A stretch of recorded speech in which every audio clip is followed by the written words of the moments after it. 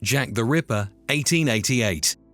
Jack the Ripper was the press name for an unidentified killer who murdered at least 5 women, the canonical 5, in London's Whitechapel, Spitalfields district between the 31st of August and the 9th of November 1888. Mary Ann Nichols, Annie Chapman, Elizabeth Stride, Catherine Eddowes, and Mary Jane Kelly. His attacks typically involved throat cutting followed by abdominal mutilation. Eddowes showed organ removal, and Kelly's murder inside her room was the most extensive. The case became a national sensation. A letter to the Central News Agency, known as the Dear Boss letter, likely a hoax, established the name Jack the Ripper. The From Hell letter to George Lusk included part of a human kidney, though its authenticity is uncertain. Police from both the Metropolitan Police and the City of London Police conducted house-to-house inquiries, questioned butchers and slaughtermen, and flooded the area with constables. Forensic science was rudimentary, no fingerprint system, limited photography, no blood typing, so the investigation relied on witness statements and patrols. Commissioner Sir Charles Warren resigned in November amid criticism after a disputed chalk graffito near the Goulson Street clue was erased to prevent disorder. Why it remains an unsolved British mystery? There was no arrest, no trial, and key evidence was minimal or later lost. Dozens of suspects have been proposed, from local labourers to medical men. Later, police memoranda often cited Aaron Kosminski. Modern DNA claims linked to a shawl associated with Eddowes are contested on evidence and methods. The murders also sparked civic action. The Whitechapel Vigilance Committee formed under George Lusk for press protection. The killings ceased as abruptly as they began after the 9th of November 1888, with the perpetrator's identity, motive, and fate unconfirmed. The Ripper remains the most studied yet unresolved serial murder case in British history, influencing policing, media reporting, and public perceptions of late Victorian London. The Princes in the Tower, 1483. Edward IV died in April 1483, leaving Edward V, 12, as king under the protection of his uncle, Richard, Duke of Gloucester. Edward and his brother, Richard, Duke of York, 9, were housed in the Tower of London, then both a royal residence and fortress. In June 1483, a sermon and the Act of Titulus Regius declared Edward IV's children illegitimate. Richard III was crowned on the 6th of July. That summer, the boys were seen less often at the tower's windows, then disappeared completely. They were never seen in public again. Contemporaries quickly suspected foul play. The Foreign Observer, Dominic Mancini, reported Londoners saying the princes were dead, and later writers, notably Thomas Moore, alleged a murder carried out on Richard III's orders, naming Sir James Tyrrell as the agent. Others blamed Henry Stafford, Duke of Buckingham, or argued the deaths might have occurred later, even after Henry VII took the throne in 1485. No conclusive document survives. In 1674, workmen found 2 small skeletons in the White Tower, buried in Westminster Abbey. A 1933 examination suggested the remains were of children of the right age, but modern DNA testing has not been permitted, so identity is unproven. The case endures because there is no body positively identified, no confession beyond disputed testimony, and no definitive record of who ordered what.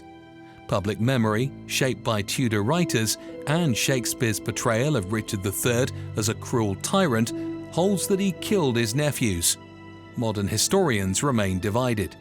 Until the Abbey remains are scientifically resolved or new documents emerge, the fate of Edward V and his brother remains one of Britain's most famous historical mysteries. The Flannan Isles Mystery, 1900.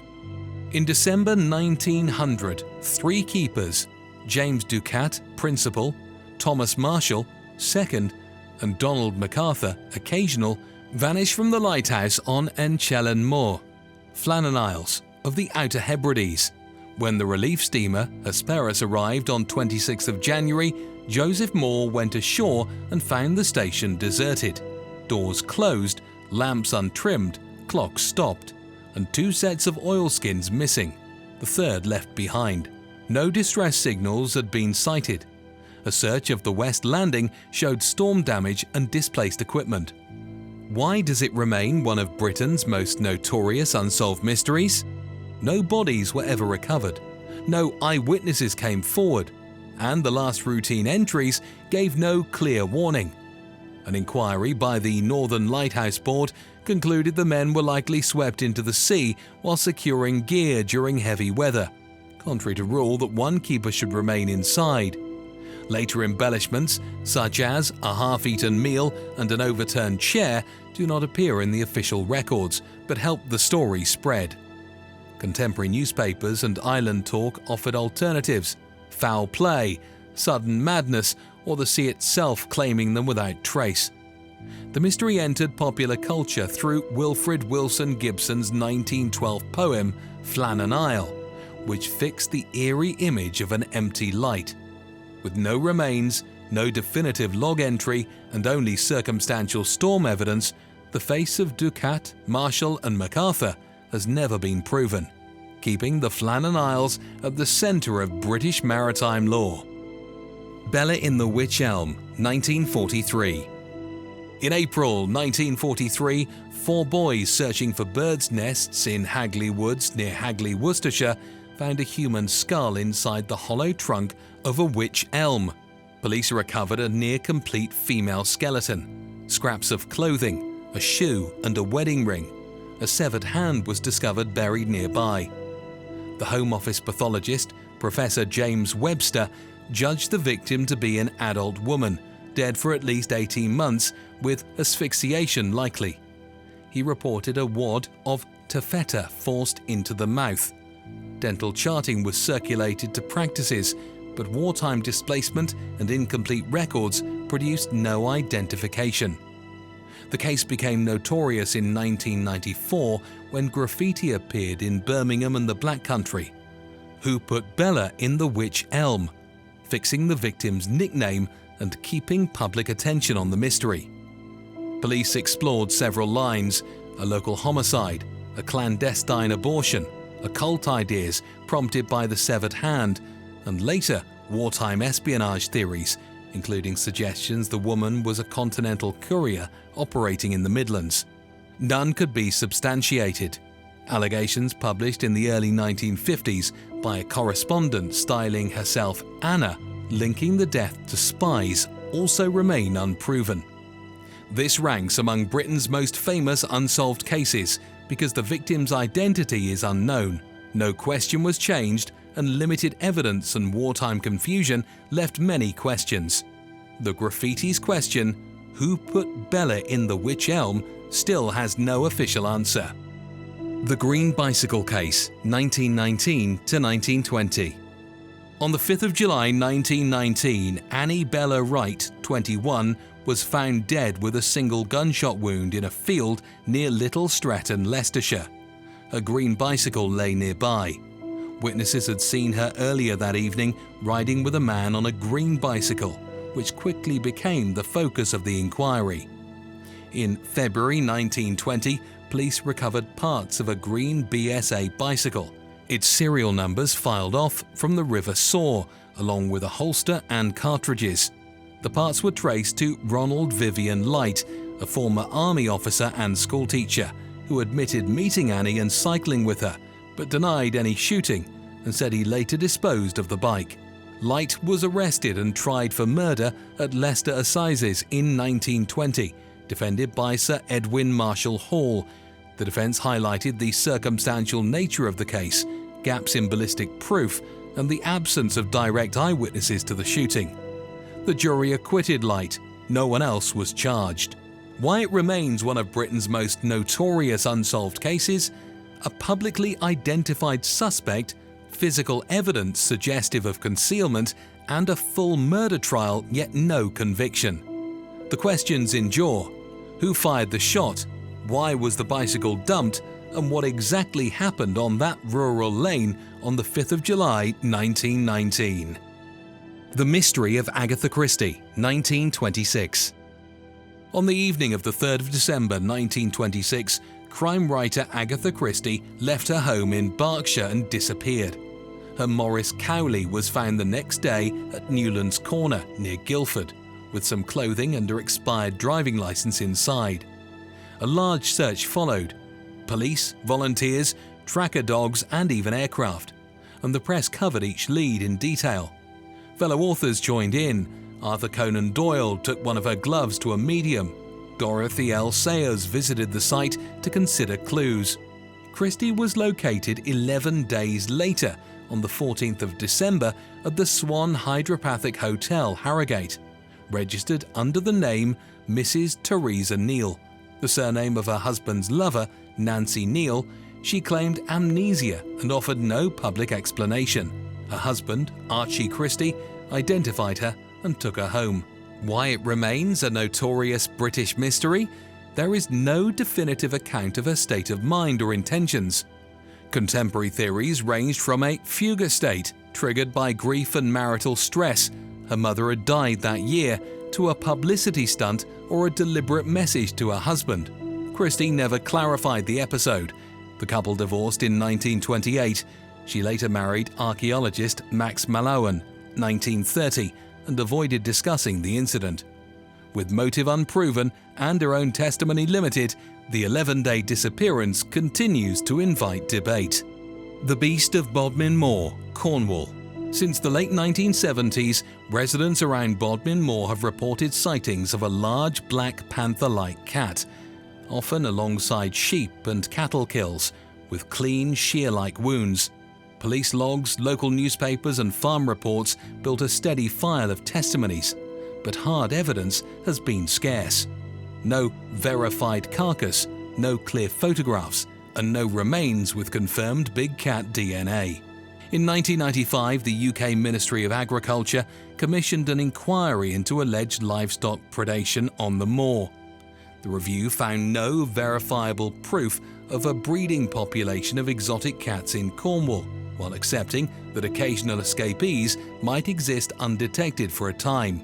The same year, a leopard skull, handed in as potential proof, was examined by the Natural History Museum and judged to have knife marks likely from a taxidermy rug, not a wild animal. Why it remains a notable unsolved British mystery? Long-running eyewitness reports, paw print casts, and patterns of livestock injuries suggest something unusual to locals. Yet every official check to date has been inconclusive. Explanations range from misidentified dogs and deer to released exotics after the Dangerous Wild Animals Act 1976. With no confirmed big cat population and no definitive forensic link, the Beast of Bodmin Moor stays in the space between folklore and evidence. Lord Lucan's disappearance, 1974. On the night of the 7th of November 1974, Sandra Rivet, nanny to the family of John Bingham, 7th Earl of Lucan, was bludgeoned to death in the basement of 46 Lower Belgrave Street, London. Lady Lucan was also violently attacked and later identified her husband as the assailant. Lucan phoned acquaintances, wrote hurried letters, and left the house. In the early hours, his borrowed car was found abandoned at Newhaven, with bloodstains and items linked to the assault. Police believed he may have headed for the ferry. He was never seen again. The coroner's inquest, 1975, named Lord Lucan as the murderer of Sandra Rivet, an unusually direct verdict for an inquest and a key reason the case is so notable. Over subsequent decades, there were unconfirmed sightings reported across the world, none substantiated. Civil proceedings placed his children in the care of relatives, and financial matters were managed in his absence.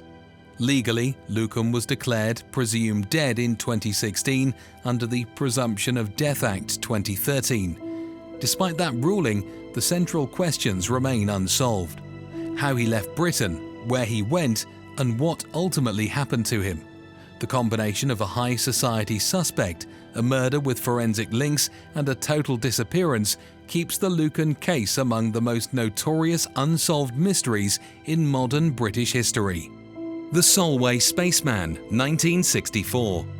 In 1964, Cumbrian fireman Jim Templeton photographed his daughter on Burr Marsh near the Solway Firth. When the colour prints returned, one frame showed a white, helmeted figure standing behind the child. Templeton said no one was present. The negative was examined by Kodak, who reported no evidence of tampering, and newspapers dubbed the anomaly the Solway Spaceman. Police noted no crime, and the Ministry of Defence said it posed no security concern, but the image became a fixture of British mystery lore. Later, analysis proposed a prosaic explanation. Templeton's wife, Annie, wearing a light dress, had walked a few paces into shot. Sunlight and overexposure blew the fabric to white. The sky hit her face, producing the impression of a visitor in suit. Perspective compression made her seem behind the girl. The figure has never been adequately explained since. The Rendlesham Forest Incident, 1980. Between the 26th and 28th of December 1980, US Air Force personnel from RAF Woodbridge and RAF Bentwaters, Suffolk, reported unusual lights in Rendlesham Forest, and, on one night, a metallic glowing object moving through the trees. A patrol led by Sergeant Jim Peniston and A1C John Burrows entered the woods. Later, Lieutenant Colonel Charles Holt made a second night foray, recording events on audio tapes. Investigators noted 3 ground depressions, scorching on nearby trees, and elevated radiated readings. Low level, instrument limited. No debris or craft was recovered. A brief MOD inquiry concluded there was no defence significance. Skeptical explanations point to the Orford Ness Lighthouse, bright stars, meteors, and misread instrument readings. Witnesses maintain they saw a structured craft at close range. The episode entered public view with the release of the Holt Memo, 1983, and remains dubbed Britain's Roswell, with multiple military testimonies, physical traces of uncertain origin, and no conclusive identification. No definitive explanation has been reached, keeping Rendlesham among the UK's best-known modern mysteries. Will any of these mysteries ever be solved? Which one intrigued you the most? Let me know in the comments. Thank you for watching The British Explainer. Subscribe for more such videos. See you in the next one.